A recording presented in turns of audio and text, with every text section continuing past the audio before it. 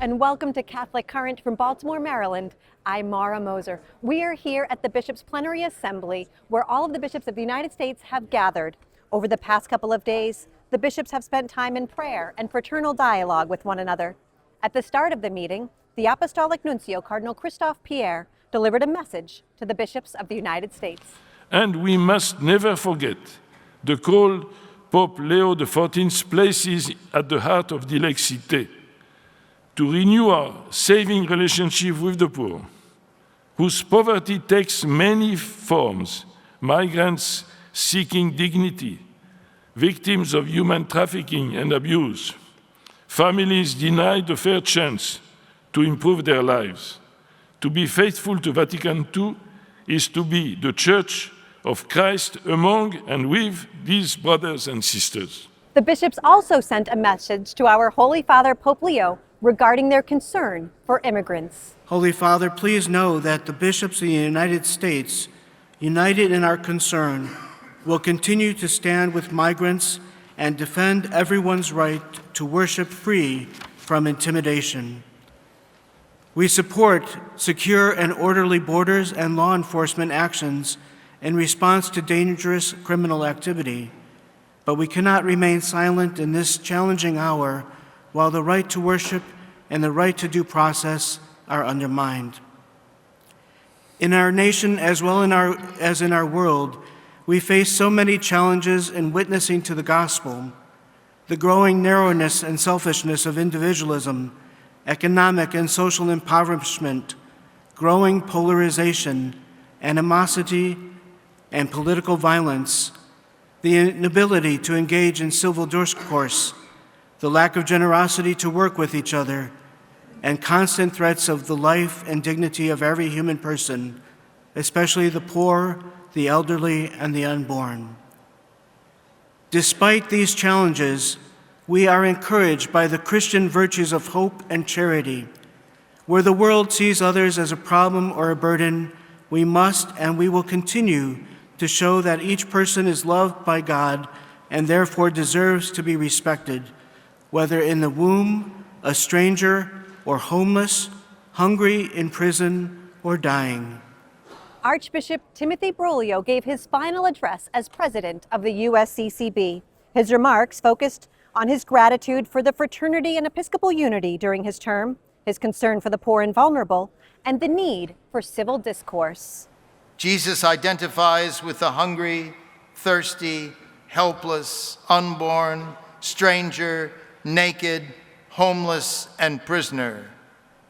He assures us that we meet him in those others. It should surprise no one when we defend the unborn, meet the basic needs of the immigrant, lobby for immigration reform, reach out to those who in need outside our borders through CRS, and call upon others to do the same. The bishops then elected as president Archbishop Paul S. Coakley of the Archdiocese of Oklahoma City. Congratulations, Archbishop Coakley.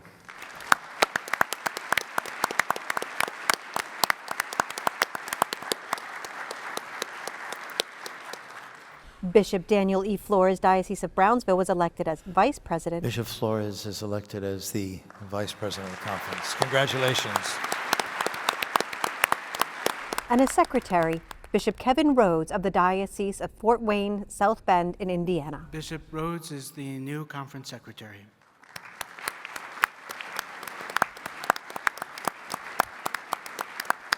The bishops approved the revised text of the ethical and religious directives for Catholic healthcare services. The updated version reflects the teaching of Dignitas Infinita and the doctrinal note on the moral limits to technological manipulation. And so subsequently, in April 2024, the Dicastery for the Doctrine of the Faith published the Declaration on Human Dignity, Dignitas Infinita, which included gender theory and sex change on a list of grave violations of human dignity that are especially relevant in our day. I remember when I was still a bishop in California, we had the ad limina with Pope Francis, and as we were ending a 3-hour discussion with him, he specifically said to us, I want you to fight gender ideology, which is repugnant to the Bible and to our tradition. And then, of course, reiterates that in Dignitas Infinita.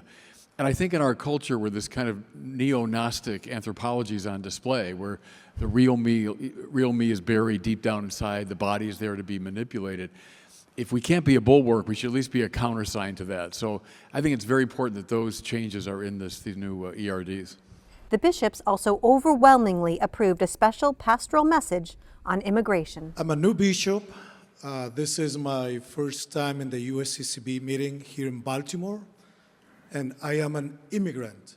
So I just want to express my deep and sincere gratitude. Just being here, I really feel the welcoming of this country, of this body of Catholic bishops in the United States. As a migrant person coming from Mexico to the United States, me and my whole family, thank you so much for this. And I think this is the gospel that we preach. And in the name of God, let us move on. Thank you so much for doing this.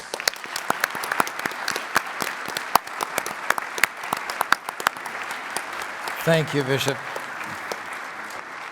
Thank you to all of you. I think it's time to vote. This action requires a 2/3 majority of the membership to pass.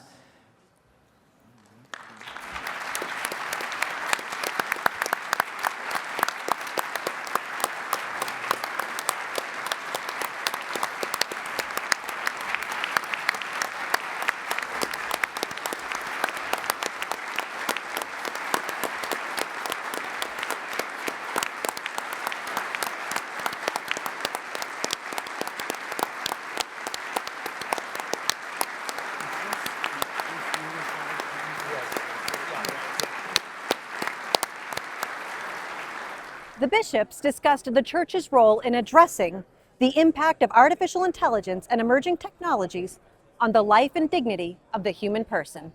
Thankfully, the emergence of AI also provides the Church with an evangelical opportunity. This is actually a moment of opportunity. People are asking basic questions of what it means to be human for the first time in a long time. The Church can provide those answers. People are lonely, seeking community and encounter. Parishes can provide that. Workers seek protection for their dignity. Christians can advocate for them. More pragmatically, the Church has an opportunity to affect how AI is used. We can set policies for how ministries use it, providing a witness to the rest of society. Right? If Catholic hospitals and schools set in place good AI guidelines, this could be a witness to other areas of society. We can develop much-needed catechetical materials on technologies. And we can use the collective voice of the Church to impact social policy.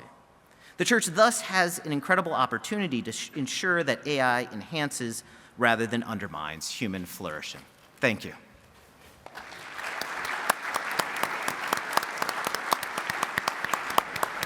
Thank you for joining us for this edition of Catholic Current from Baltimore, Maryland. I'm Mara Moser. See you next time.